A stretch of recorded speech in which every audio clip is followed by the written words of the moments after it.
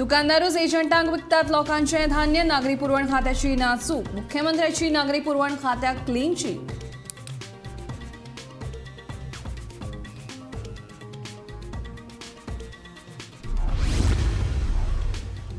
गोंयान येवपी सगळ्याच न्हंयांचें उदक व्हरपाचो कर्नाटकाचो आसा डाव। सरकारान जावचे जागे, विजयाचें आवाहन।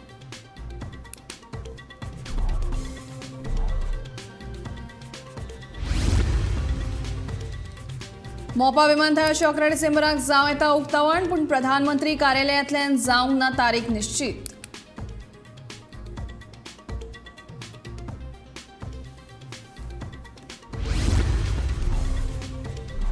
सोनसोड्याचो प्रश्न फेब्रुवारी मेरेन करतले सुटावो। कोयर वेवस्थापन मंत्री बाबूश मोन्सेराताचें आश्वासन।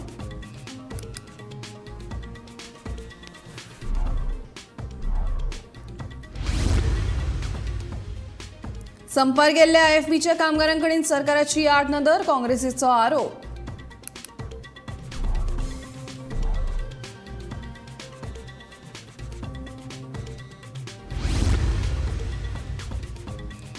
आनी 6 म्हयने ते 1 वर्सा भितर राजधानी पणजे जातली स्मार्ट, सांगता आमदार बाबूश मोन्सेरात।